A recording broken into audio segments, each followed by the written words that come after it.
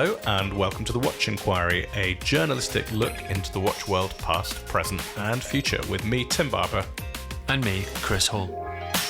This week we wanted to have a little bit of fun and make a compilation really of the craziest complications that we have encountered in the watch world in our 15, 16 years in this business. These are some really fun watches. Yeah, it's the side of watches where people just take the lid off and go bananas. And it's a good thing that they do sometimes. All right, so let's go bananas with some mad complications. Let's see what they've made.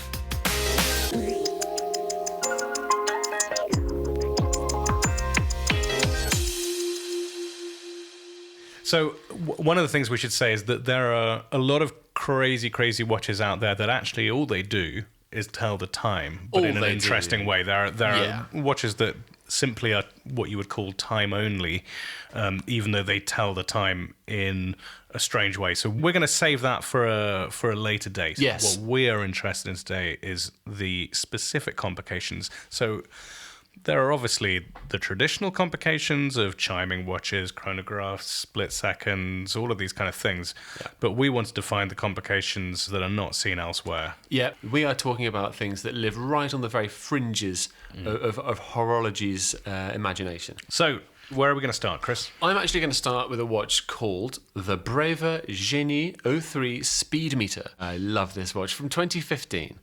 Now, I personally remember seeing this watch at a meeting at the Ramada Hotel in Basel, just across the way from the main Basel World exhibition halls. I think we went to see it together, actually. We did. This is a watch that was presented by the single most confident man in the watch industry I've ever met. Do you remember? Think you've got to back yourself if you're going to do this. Vincent Dupont-Trouet. And back himself he did.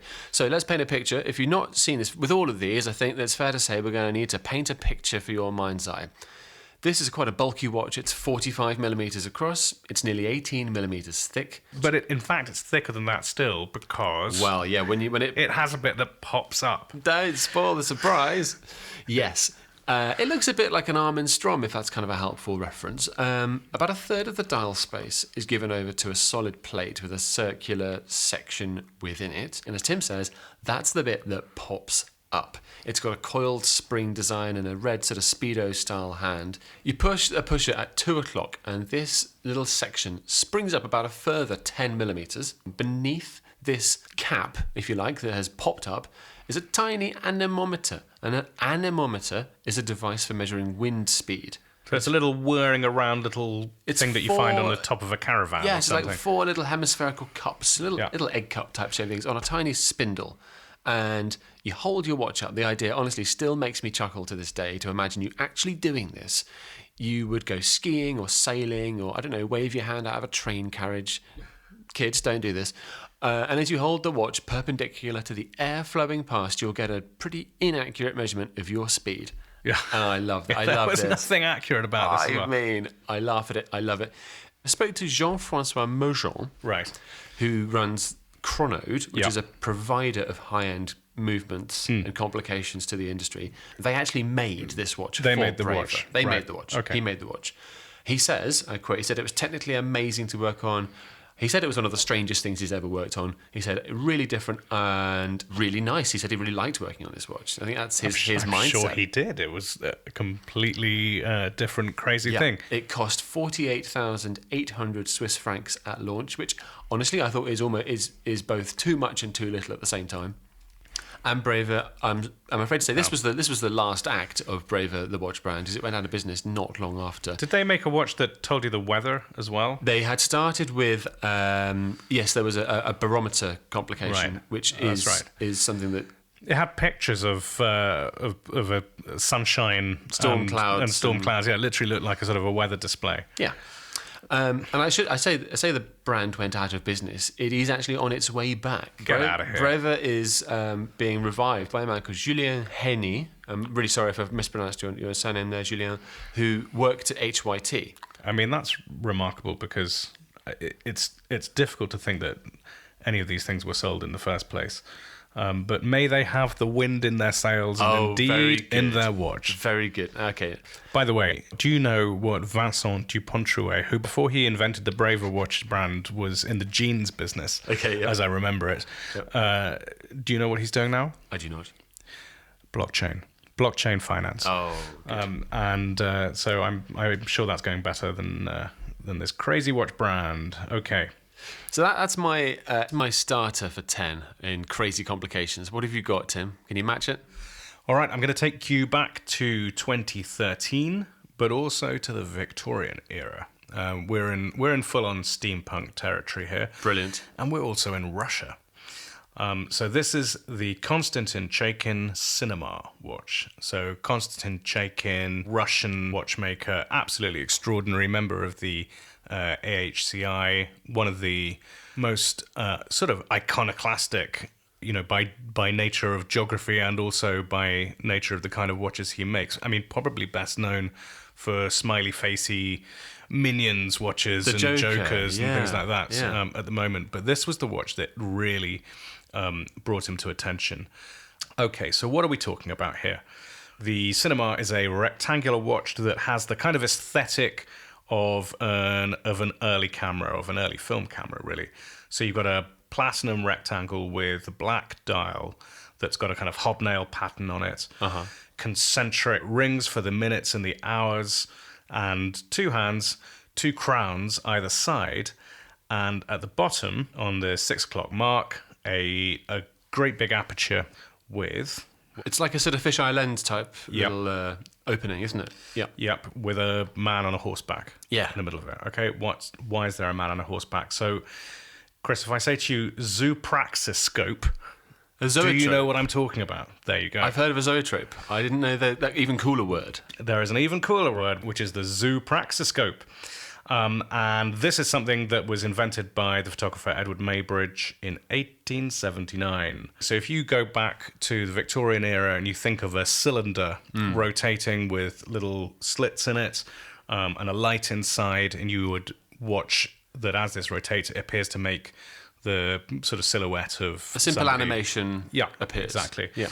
And so Edward Maybridge, who was the very famous early photographer who created these kind of series of consecutive photographs of people jumping, of people exercising, and of horses walking. So he invented this zoopraxiscope to show his sequences of photographs effectively as a film. Right. So it was creating a moving image, and this, I mean, it actually predated the Lumiere brothers inventing film by about 20 years, but their invention was based on the same principles that came from this. So in some ways, you can look at this as the beginning of the Godfather of cinema. The Godfather of cinema, which is why the watch is called the Cinema. Yeah. Because what Konstantin Chaykin has done is create effectively a zoopraxiscope in the watch. So when you look at that little fisheye lens and you press a button on the side of the watch, the man on the horse is suddenly galloping.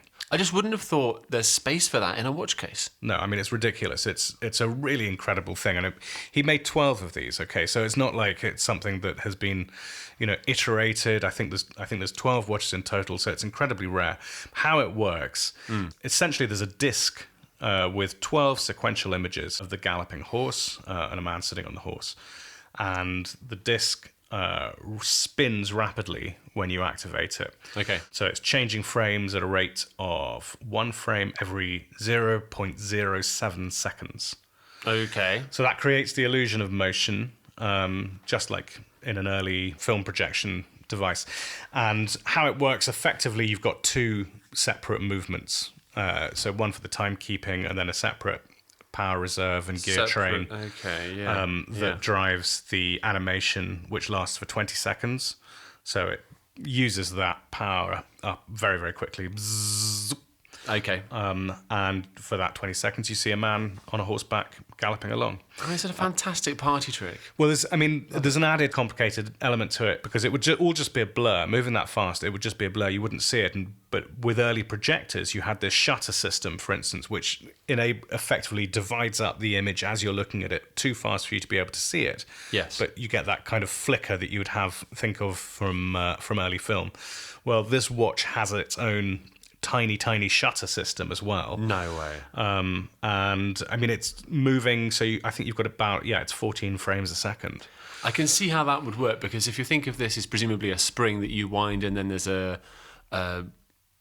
if that just unwound as fast as it was allowed to unwind, it would be too quick. So they've got to break that somehow, or, as you say, have this shutter system. Yeah. And so, I mean, this is actually a shutter system, I think, sort of opening and closing over the image. He's a clever guy, this Chaykin, isn't he? He's a clever fella. Yeah, it's a fabulous watch. And the other thing is, I mean, you turn the watch over and the movement is just beautiful. So even the movement is kind of designed around the look of an old reel-to-reel camera.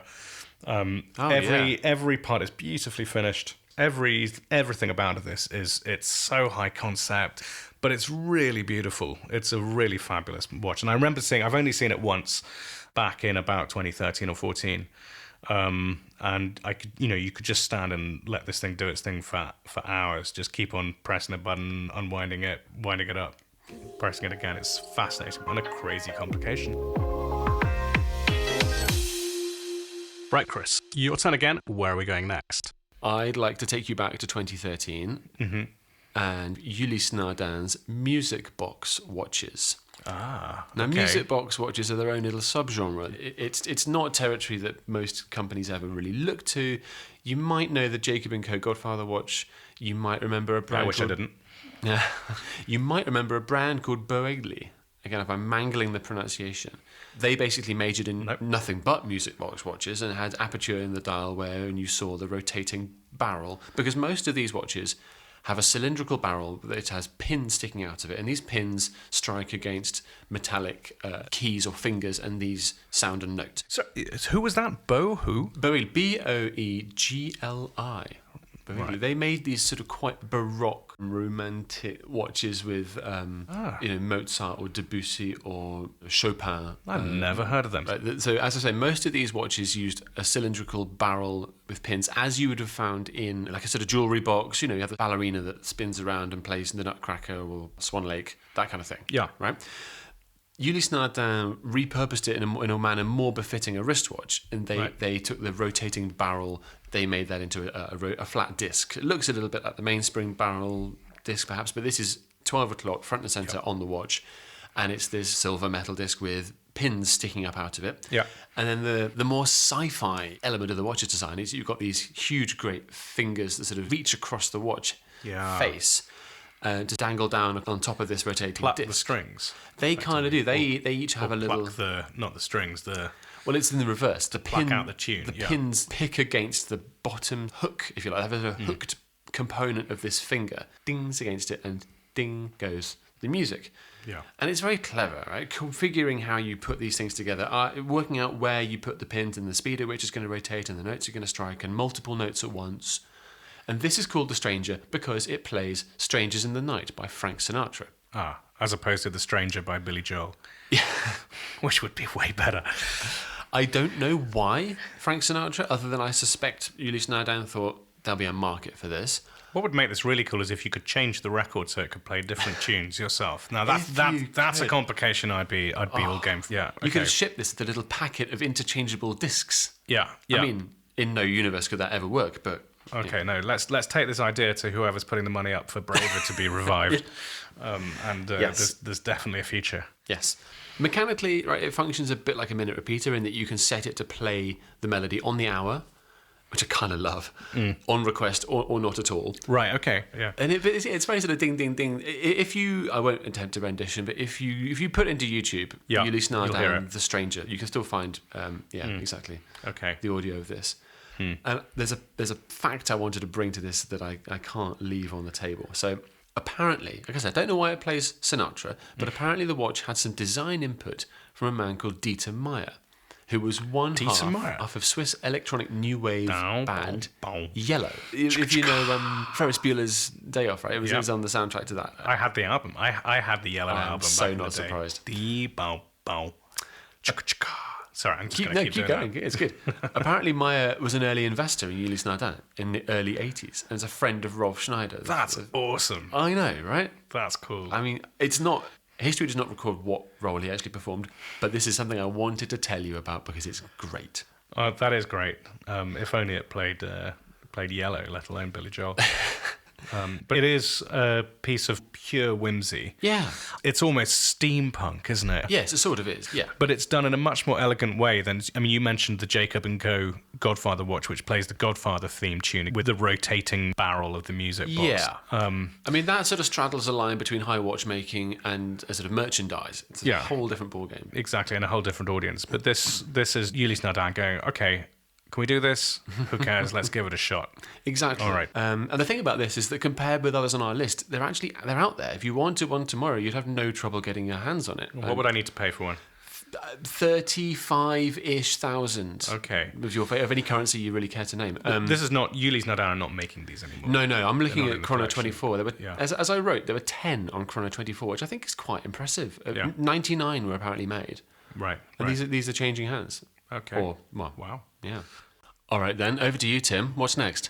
All right, well, I'm going to keep with Ulysse Nardin, in fact, but not exclusively. But we're going interplanetary and into the mysterious world of planetary watches. So there's a long kind of history in horology of planetariums in the 18th century, in particular, that show the movement of planets around the sun, these kind of 3D incredible machines. And the idea of reducing that into a wristwatch was something that we first saw in the 1980s with Ulysse Nardin and Dr. Ludwig Ischlin, one of the most amazing watchmakers of our times, an intellectual mastermind, really, behind a lot of incredible things. But really the thing that set the benchmark was the Trilogy of Time. Right. Series of astronomical complication watches that started in 1985 with something called the Astrolabium Galileo Galilei, which was in the Guinness Book of Records at the time for being the most complicated watch ever made. And could do all kinds of things like local and solar time, orbits and eclipses of the sun and the moon, horizon lines, tropics, something called the Draco line for predicting eclipses, and the positions of several major stars. Wow. So that was, that was incredibly important in kind of like setting a benchmark for a new kind of take on the most classical horology, the intellectualization of watchmaking.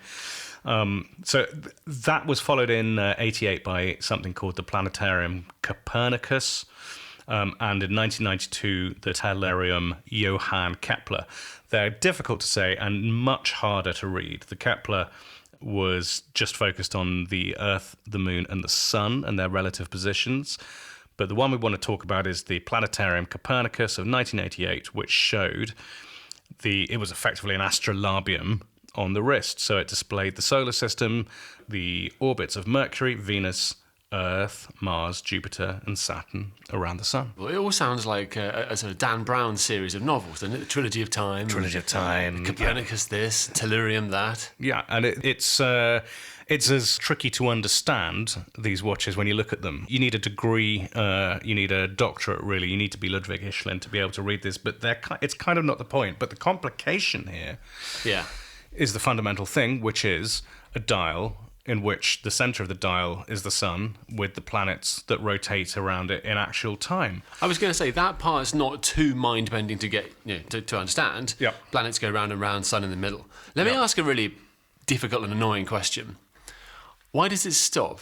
Why doesn't it do the entire solar system? You said it stops at Neptune, or Well, what year? In fact, it stops with Saturn. Stops at Saturn. Yeah. So, what year was Uranus discovered? Do you know? It's a personal question. So Uranus was discovered in 1781. Okay. And so, in the sense, it makes sense. I see. This is faithful to the solar system as it was known in the era of Copernicus. That's one argument. The other side of it is that the outer ring, which is the Saturn planet. Yeah. So to make one orbit of the watch dial, that takes 29 years. It takes Saturn 29 years to go around the sun. Earth years, that is. That's one Saturn year. I see where we're going with this. What that would be with Neptune and Uranus, it's just it's too long to. It wouldn't make any sense. But I also think there's a kind of historical play for that as well, which is that you're kind of evoking something, an art form that came from the 17th and 18th centuries, and Uranus was only discovered towards the end of the 18th century anyway. All right. So that's why you get 6 planets. And the next person to do this was a Dutch watchmaker called Christian van der Klauw, who developed a planetarium watch in 1999. Right. This is different because the planetarium just occupies a subdial on the lower half of the watch, so it's a tiny planetarium. It does the same thing, but it's very small. And so it's actually the tiniest planetarium module there is.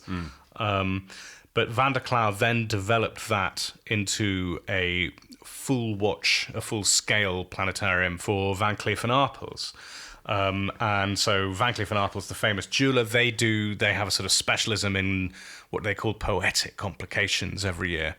And these are sort of crazy animations. Some of these are unbelievable, could be on our list. Things like, petals of flowers opening and closing and swaying in the breeze and things. Oh my goodness! You've got people, fairies skipping over Paris and things like that. Do I rightly remember? Is there a Romeo and Juliet balcony, lovers meeting together in the middle, something like that? There's definitely almost certainly. I wouldn't say it's twee. But you do have to buy into a certain kind of Parisian romance aesthetic. But the Midnight Planetarium is the most extraordinary of these. So with a module designed by van der Klauw, the module alone has 396 parts to make this happen. And just to give you some stats, the orbit of Saturn, as I said, takes 29 years. Jupiter takes 12 years. Mars takes 687 days. Earth, 365, we know that one. Got that Venus, one. Yep. 224 days, and Mercury, 88 days. That presumably assumes that you keep the thing running. So it is automatic. It might be one watch that it's worth having a watch winder for. This is fascinating, and the Van Cleef Planetarium is absolutely sumptuous to look at, isn't it? Yeah, it's beautiful. I mean, you've got the planets are all made of precious gemstones. Yeah. They rotate in a universe of aventurine. The cosmos glitters beneath them. Yeah. And it has a sort of few little flourishes. So the time is indicated not by hands, but by a shooting star that goes around the edge of the universe, as it were. Oh, I'd almost forgotten about the time. Yeah, exactly. So you read that around, it's a sort of 24-hour shooting star going around the edge of the dial. It also has a full calendar, so there are apertures on the back of the watch for the month and the year, and the day is indicated around the periphery of the dial. And there's also a rotating bezel. Now, this is so you can have your own lucky day. Oh, wow. You can move a little red triangle around the calendar, and it aligns a star that sort of sits on the sapphire crystal cover of the watch. That is your lucky star, that the Earth aligns with that star on the day you pick. The stars literally align for you. The stars align for you. Incredible. So I mean that's added froth on the top of this kind of just incredible piece of astronomical watchmaking. And I think across these watches there are many astronomical complications, but I think the planetary orbit in real time is extraordinary. I mean, it's something that you can say of a perpetual calendar as well, but I love these complications that are going to take so long to fully appreciate. You can look at your wrist and know where we are in relation to Jupiter and Saturn at any time. Your place in the universe. Yeah, exactly, extraordinary. Let's take a break at that point, and when we come back, we're going to be getting into a few more absolutely nuts watches from the likes of Jaeger-LeCoultre, Richard Mille, and indeed F.P. Journe. So see you after the break.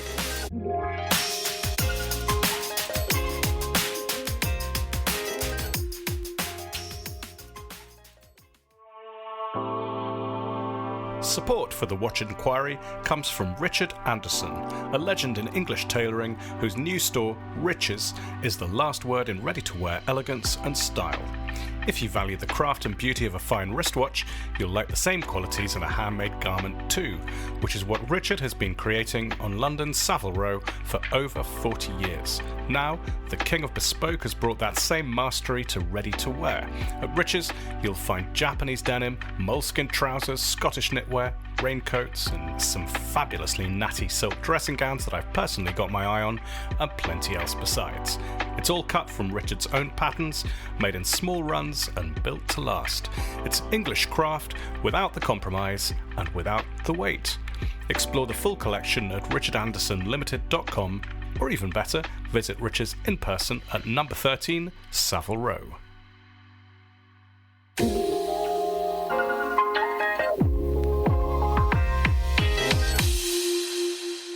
Welcome back, everybody. We're counting down some utterly nuts complications that we've encountered. And Chris, back over to you. What have you got next?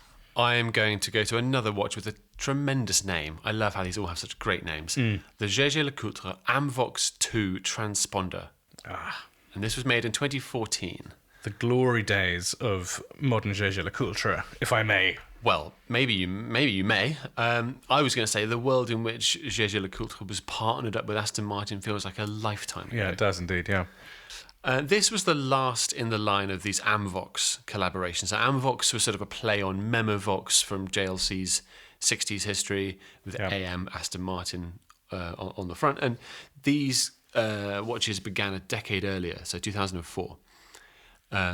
They made the Amvox 2 chronograph. A lot of people remember that one because it introduced an idea that's fundamental to my choice. It was the idea of pressing down on the sapphire crystal of the watch to activate the chronograph. Now, they'd come up with this sort of ball and socket joint switch type situation wherein the front crystal of the watch, which is a component you fundamentally associate with being solid and stable and immovable, was designed to click or rock back and forth. You could press start, stop, reset the chronograph by pushing hard on the watch itself. That was ridiculously complex in its own right, and they built on that. So this is the most high concept of the Amvox range. Right.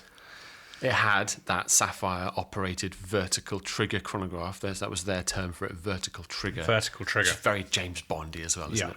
But it also had the words open and close printed at 4 and 8 roughly on the underside of the crystal. So the watch itself is a relatively straightforward steel round cased watch design. It's titanium, 44mm.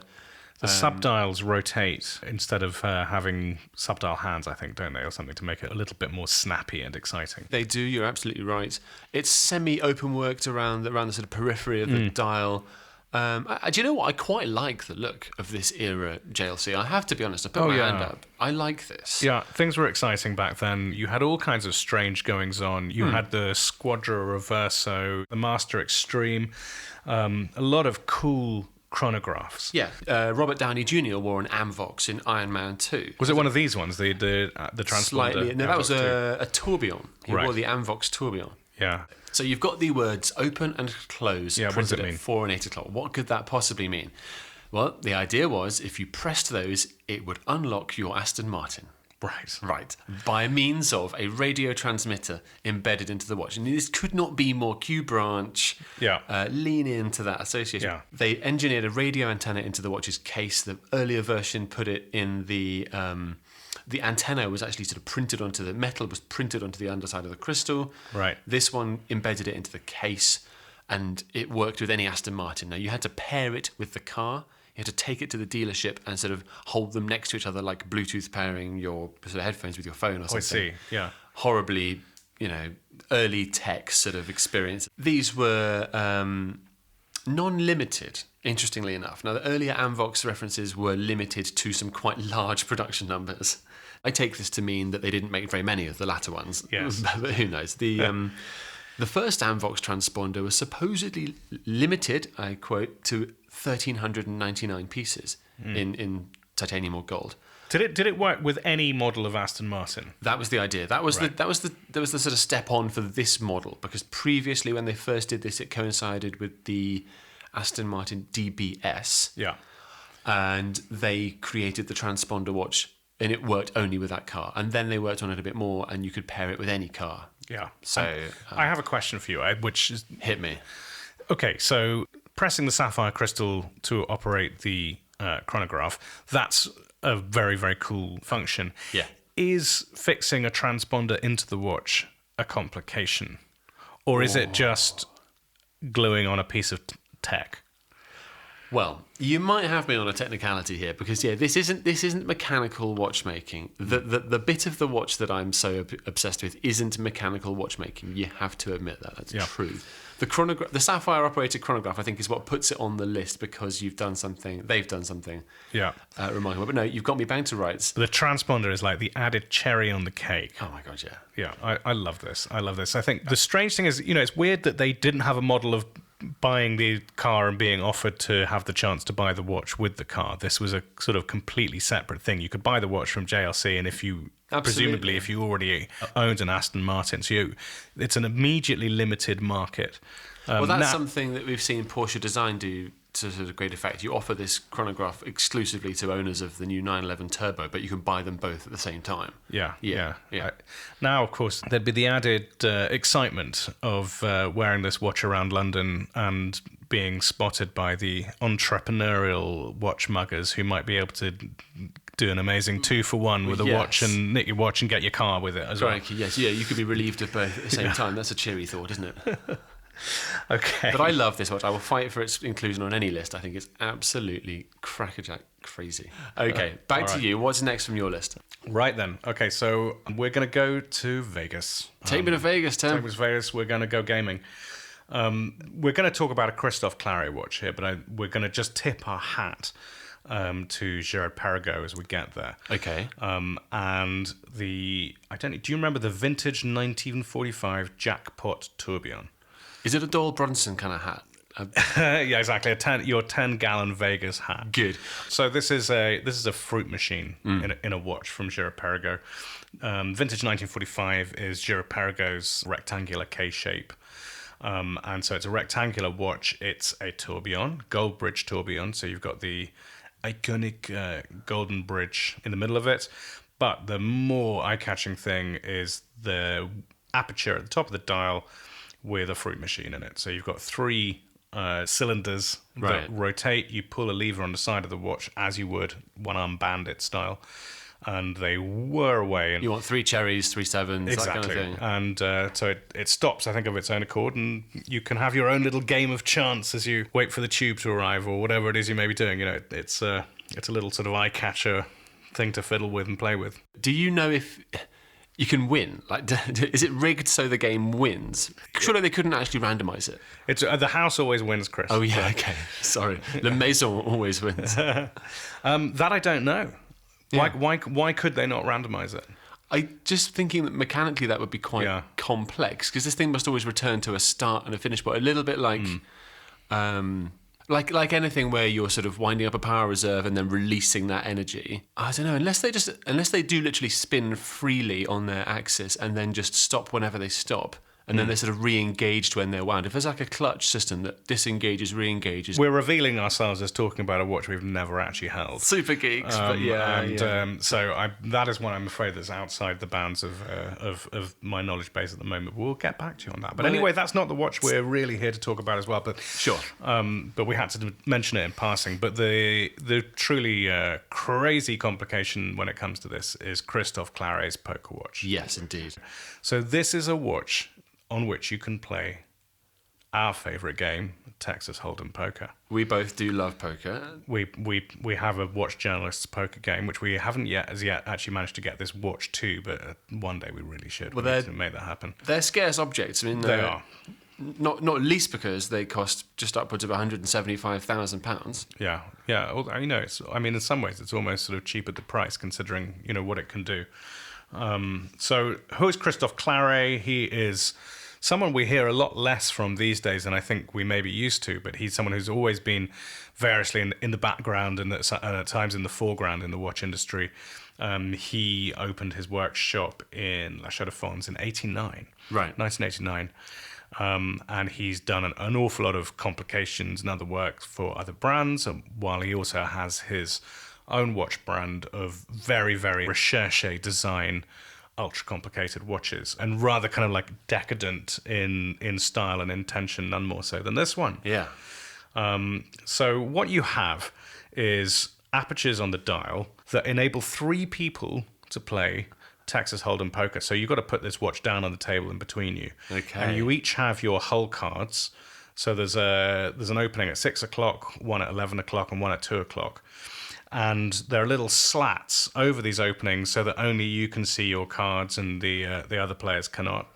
And then running horizontally across the middle of the dial are the openings where what we call the community cards are displayed. So you've got the flop, the turn, the river, and the watch deals your cards and deals each player's cards and each round of cards as they come. You push the pusher to deal the turn, to deal the river. That's right. Or deal the flop as well. Yeah, and on each street, as you press the pusher, there's a gong as well. So it chimes. Brilliant. So it doesn't, it lets you know, it dings as you deal your poker hand as well. That's nuts. Yes, it's very silly. Yeah. But it's horologically unbelievable. So the mechanism, here are some numbers. We love stats. Yeah. The mechanism can generate 32,768 different combinations of hands for each player, resulting in a total of 98,304,000 possible combinations for the 3 players. Wow.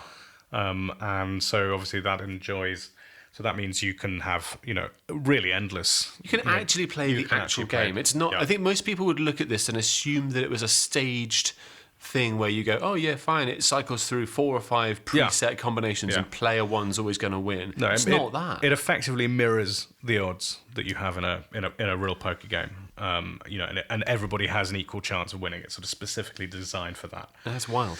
And you turn it over, and there's a game of roulette on the back, by the way. Oh, brilliant. So you can play roulette once traditionally in a casino, any winnings you make at the poker table, you then go and lose in the pits. So this enables you to do that as well. Whether you'll turn a profit with the watch itself, the market will dictate, I suppose. I mean, the watch itself might end up changing hands in the game. It's almost certainly happened, hasn't it? It must have done. It would be crazy if it hadn't. Yeah, I mean, I suppose the one thing to say about it is it's not a timekeeping complication. So, all of this is done by pressing pushers. It doesn't have any drag on the power reserve. It's not part of the gear train of timekeeping. No, sure. It is a clockwork game reduced into a watch. But I mean, as a piece of horology, that's incredibly fun and very, very cool. Just breathtaking. Yeah. All right, Chris, I'm going to hand this back to you. I'm feeling hot. Oh, if you could just cue up a funky bass line and a little saxophone melody in the background, because we are raising the temperature in the room right here, ladies and gentlemen. We're going into the love room. Are we? That might be what somebody who owned one of these would call it. I don't know. The Richard Mille RM69. Now, this is... That's not its full name. No, you're right. It's not. I've tried to dodge out of saying it. It's the RM69 Tourbillon Erotic. I mean, surely any tourbillon is erotic for the watch lover, right? Personally, absolutely. But 2015 saw the arrival of the RM69, and it's the classic Richard Mille tonneau case shape. You've got your spline screws, your construction, just as you sort of know it from the RM1 straight all the way through. At 6 o'clock position, you've got a tourbillon.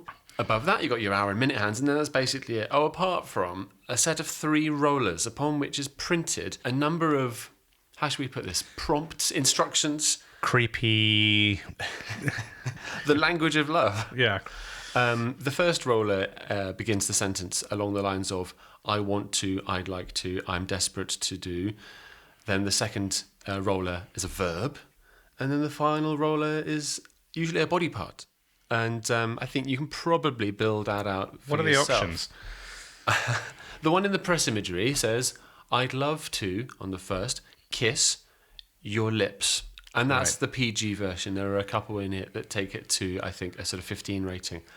I long to arouse, caress, etc. I need to.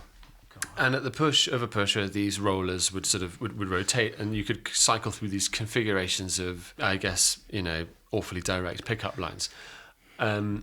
Well, Drake is an owner of this watch, so that's you're in with Drake if you've got an erotic tourbillon. Now, for legal reasons, we'll make no further comment on that at this time. I can tell you the current market value of one of these. So there was one of these auctioned last year at Christie's. Yes, it did. For £1.5 million. It was above estimate. Sorry, $1.5 million US. Yep, above estimate, above high estimate. Good God. 30 of these were made. Do you guess what they were priced at when new? No. I'll give you a clue. It's part of the joke continues. Right. About, I don't know, $1.5 million US maybe? You're not getting it. 690,000. Oh yeah. Okay. Swiss Yes. francs. High concept pricing. We've seen that a few times, haven't we? The whole thing is frankly hilarious to the sort of 14-year-old boy. I think I probably would have found this really quite chucklesome. Aged 14. Yes. Yeah. And I sort of looked at this in the course of compiling this list, and I had to ask myself, would this get made today? I mean, this isn't so long ago, but the it's pre-Me Too, isn't it? It's the era of sort of pickup artists with capital letters. What year did it come out? 2015. Okay, so it's just pre-Trump. Well, you know what? That is absolutely where I'm going with this. Okay, the Donald Trump Access Hollywood tape came out in 2016, and that tape actually depicts events from 2005. Yeah. But this does speak to something about this period. It's sort of the unsolicited dick pic of watches. It is. I mean, it's creepy. It's tacky. Richard Mille is a brand that I actually have a lot of time for. It gets a lot of stick for its price points and things, but I mean, I think they do incredible stuff. And of course, there is a history of erotic watchmaking. How erotic you actually find it is down to you. But I mean, the decorative watch with little porny scenes going in and out, and bells going ding ding and things. And there is one or two brands, Blancpain, Anderson Genève, who have continued that. So this was, I suppose, Richard Mille, if they were being very serious about it, could argue that this is their sort of modern clackerboard style update of that. But I feel they need not have updated something like that. It reflected the social mores of its time, perhaps, and I think they might argue they weren't being entirely serious about it either. But nevertheless, it was made. I'm being entirely serious when I say it's awful. It's just so tawdry. It makes our list of crazy complications on the basis that you just have to sit there slack-jawed and go, did this really happen? Yeah. Well, Drake is the evidence. Okay. Moving on. Let's cleanse our palates if we can. Let's raise the tone. Okay. All right. Here's how we're going to do that. Now, we said at the beginning of this episode that we're not doing watches that are where the complication is merely an interesting way of telling the time. But this one is a watch where the complication is merely an interesting way of telling the time. But if we set the rules, we can break them. And somehow, I just couldn't let this one stay out. So this is the FFC from F.P. Journe. And this came out, well, we first saw it at Only Watch in 2021 with the blue version. And then it was followed by a very tiny run. I think they're making 4 of them or 5 of them a year or something like that. And the FFC stands for Francis Ford Coppola. Yeah, it's a story of Francis and Francois. And this is the watch where time is told by fingers going up and down on a hand in the middle of the dial. And it's very, very peculiar. There's a play on hand here, isn't there? There's a play on hour hand, minute hand. Hour hand, minute hand, all the hands, fingers. Hand in a glove. Yeah, exactly. Okay, so let's talk first about what this thing looks like. You are looking at an F.P. Journe watch, but instead of a dial with an hour hand and a minute hand, there is what appears to be a gloved metal hand. I mean, it looks like a piece of armor in the middle of the dial with 5 fingers sticking up. Yeah, it dominates. It runs almost the full width of the dial, doesn't it? Yeah, well, not the full width, but top to bottom of the dial. Sorry, yes. Sitting on top of a sort of skeletonized movement. So why is there a watch with a hand in the middle of the dial instead of actual hands? So back in 2009, Francis Ford Coppola, the famous film director, the guy behind The Godfather and Apocalypse Now, he was given a chronometre à résonance by his wife, Eleanor. And of course, as you do, when you get a watch like that, you immediately invite the guy who made it to your vineyard in California. So that's what happened. Francois Paul went to meet Francis Ford. And I mean, I imagine, when you're one of those kind of watchmakers, you probably do quite quite a lot get, you're having a chat with someone who goes, hey, I've had this great idea. Have you ever thought about doing this? And they have to quite patiently nod and go, well, okay. Yeah. So Francis Ford Coppola goes, hey, I've had this great idea. A hand standing up in the middle of a dial with fingers that go up and down telling time. And Francois Paul goes, yeah. And 7 years later, he produces it. It appears. So it's a very strange looking thing. So how you tell time is, you can't, let's face it. It comes with a system that's not unlike semaphore to decode, isn't it? Yeah. It's really impossible unless you learn this early semaphore or this style of telling time. So one finger up, 1, 2, 3, 4, all 5 fingers up is 5, then I think 6 is all the fingers are down, and then 7. I can't. So we should explain the fingers of this hand that look like a sort of the hand of a knight in armor type of thing. The digits of each finger are able to sort of retract and then extend again. Each finger is an animated mechanical part that can move in and out of the hand itself. But at no time are all the fingers down apart from the middle finger. No, they've been very careful for that not to be the case. Should be. It's a shame, but it's not the case. Yeah, and of course, it's amazing how they do this. Just to describe the inspiration for the look of the watch, the design of the hand is inspired by a prosthetic hand imagined by a Renaissance surgeon called Ambroise Paré, who was the physician to the court of 4 kings in the 16th century. And had a fondness for amputation and designed robot arms hundreds of years before they actually became a reality. So he would sketch these things. He designed this, and it was a way that he imagined that a hand could be completely articulated. It was never made, but the sketch lived on, the idea lived on, and this is what gave the aesthetic for the watch. What on earth is the connection to Francis Ford Coppola? It was simply that he was interested in this way of telling time, I think. He had come up with this idea or learned this ancient way of telling time using fingers. Okay. And once you go, I'm going to have a hand on the dial, then you've got to decide what that hand looks like. And that's actually, that's quite a difficult thing to meet. I can actually, it kind of wouldn't look right if it was just some guy's hand with fingernails and things, or it's a skeleton. You or have something to stylize it to a degree. Yeah. Absolutely. So why not a French surgeon from the 15th century? Why not? But anyway, it's how. So how does it do it? It's all about energy management, as it often is with high-end watchmaking, because the base movement is Jean's automatic movement. So the octa caliber 1300, I think it is. Okay. That's a 5-day power reserve caliber. Now, making these fingers go up and down instantaneously uses an awful lot of power.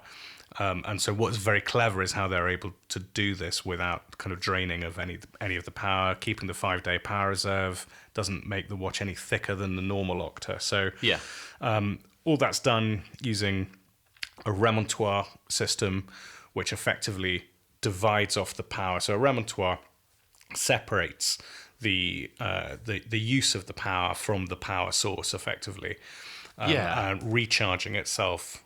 So as the mainspring winds down, the remontoire divides off little parcels of energy that are directed towards the timekeeping. It allows you to meter out in sort of, you say discrete units, a constant flow of energy. That's exactly it. Yeah. That's much better described than me. Watchmakers hate anything that's stop-start. This is why chronographs are so fiddly to make from the ground up, because they much rather things that just continue. Yeah. Yeah. But what that does is it means that each hand gets 40 minutes of recharge. So the fingers only go up and down on the hour. So each hour, which fingers are up and which fingers are down changes. And you have 40 minutes for the remontoire to rewind itself, and then at the top of each hour, the mechanism activates again. So you get this kind of animation of fingers suddenly appearing to vanish and go up and down. And there's a very clever system of, I think there's 10 cams that activate various springs and levers and toggles and what have you, to make it all happen without any friction. And you can see a lot of that on the left-hand side of the dial. There is a sort of series of what look like little gears, and are actually these cams that do their little dance. I see. And but of course, you still need to tell the minutes. And so the minutes is a rotating pointer that goes around the edge of the dial. So you've got nothing getting in the way of the hand in the middle. Got you. So, yeah, crazy piece of watchmaking. Only Francois Paul himself was able to put the thing together originally. I think they've trained a couple of watchmakers up now to be able to do it as well. Wow. But it was, he does still, he is the man who... He's at the workbench. Comes up. Yeah, putting these things, coming up with them, designing them, and only he was able to build it. I mean, this is fascinating not only because for what it does in its own sense, but because it came so... out of left field for Jean, the brand. Yeah. Today, nobody would. He makes incredible watches. They make incredible watches, but no one saw this coming. No, I mean, is it tasteful? Is it ridiculous? It sort of defies all those. In the eye of the beholder, isn't it? I think some people are just purely obsessed with this, and others completely sort of baffled. But I mean, it's very decadent. It's very silly. Is it in the eye of the beholder? I mean, I think it's crazy. It's simply that. It is. You can't really sort of justify it on an artistic basis, but it's a fantastic watchmaking challenge, I suppose, that he just had to go for. So there it is. That is quite the addition to our list. Yeah, there you go. All right, okay, well, Chris, I'm going to hand it back to you to take us home with truly one of the weirdest things I think I've ever heard of in watches that may or may not actually exist.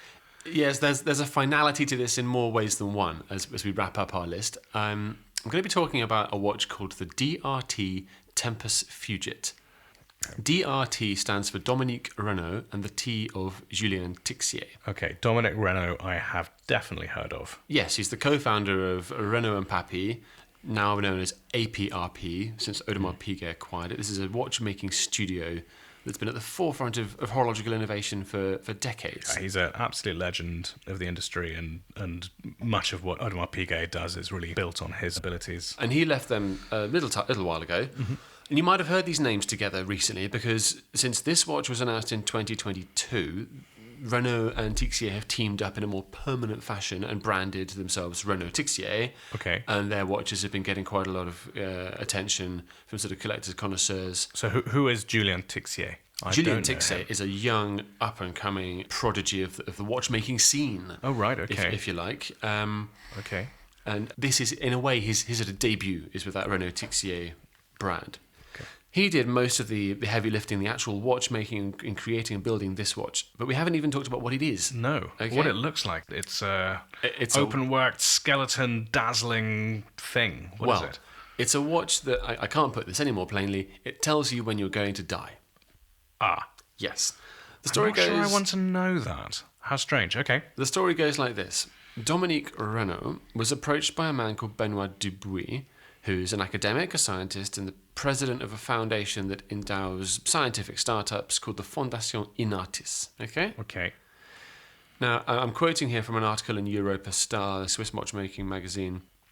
It says, a team made up of geneticists, statisticians, and businesses in the field of genomics had created an algorithm that calculates personal life expectancy with the help of risk parameters based on environment, lifestyle, and genetic makeup. That gave him the idea of designing a watch with a personalized countdown function based on the results of this algorithm of probable life expectancy.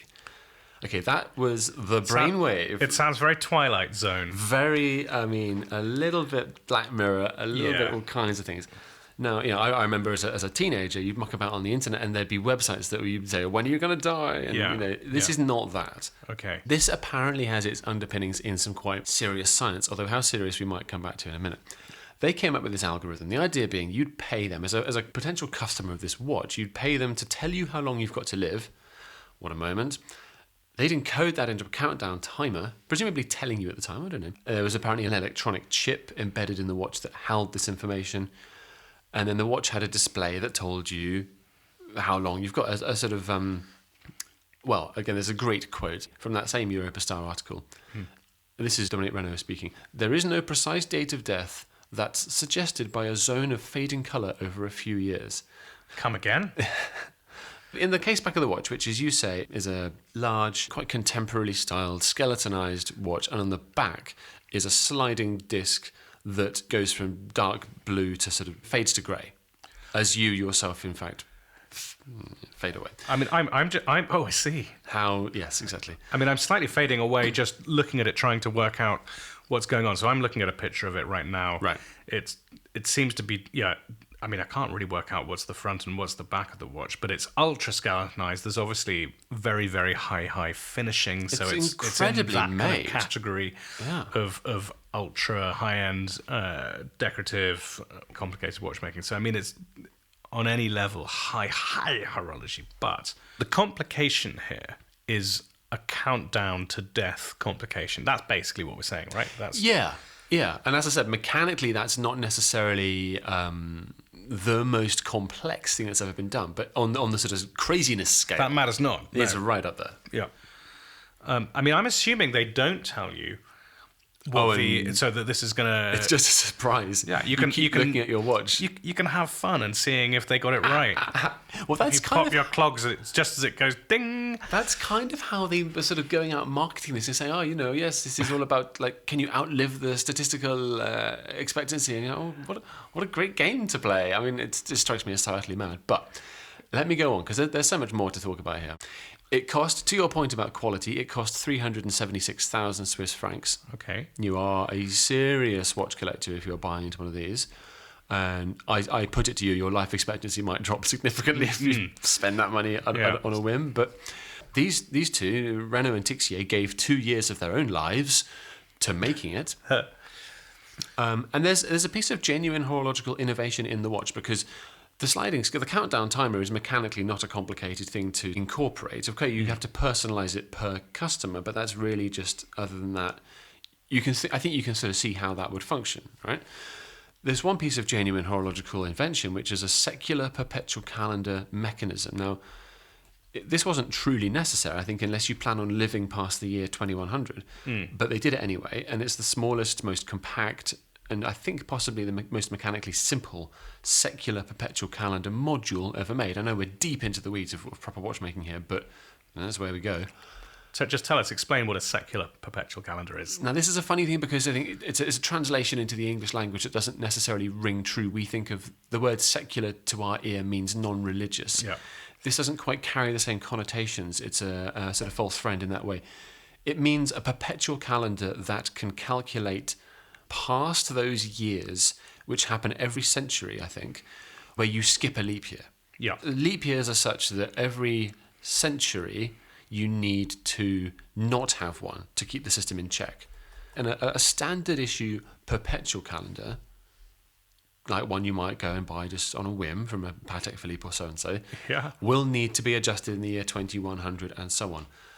This watch does not need that. It has an extra gear, an extra ratio in its calculations that tells the hands to just keep going in the right order. Yeah. And it's genuinely clever that they came up with this little module. And, you might be, if you're into this kind of watchmaking, it might be ringing some bells. That's because it's popped up in the Furlan-Marie watch for Only Watch. Renaud Tixier collaborated with Furlan-Marie. Ah, right, okay. I knew someone had been talking about secular perpetual calendar. I mean, Anderson Genève make a secular perpetual calendar as well. They do. And that's the one I know of. Yeah. Okay, so that's the same module, is it, that's in that Furlan-Marie? I mean, I'm 99.9% certain it is. The same people came up with the same thing. Only a year later, they put in a new watch. So I think so. And I'm only a tiny bit skeptical about this entire Tempus Fugit thing, however, because 18 months later, the website doesn't exist. There's nothing on the Fondation Inartis website about it. And I have to say, you'd think that if a prominent group of scientists had developed a reliable algorithm for predicting life expectancy, that might have had ramifications in the fields of, say, actuarial science, life insurance, medicine, and it might have made the news outside of the very niche corner of the watch world in which this was found. Yeah, just about, yeah. It was entered into the GPHG. I'm sure at least one watch did actually exist. There was a video made. Right, you might know the watch channel, the YouTube channel, The Watches TV, and they made a video interview, and in it they said that it's a piece unique for now with plans to make more, which is what people always say. But I think my firm suspicion is that only one of these exists. Well, what's been the life cycle of the DRT brand? It has metamorphosed into Renault Tixier. Okay. But in doing so, has discarded all sort of mention of this project. So well, maybe there's something still to come that builds on it. There may be. But we hopefully will have all our lifetimes to find out. Yeah. Okay, absolutely crazy, slightly terrifying, slightly morbid, and yeah. Well, Mr. Dubuis, good luck with that. And on that note, we are going to conclude our list of the craziest complications. Okay. And I'm sure you'll have your own suggestions. We welcome them. Do let us know all that you think that we've left out. I'm sure there's plenty. But in the meantime, thanks very much for listening. Thank you very much. All right. See you next time. Bye.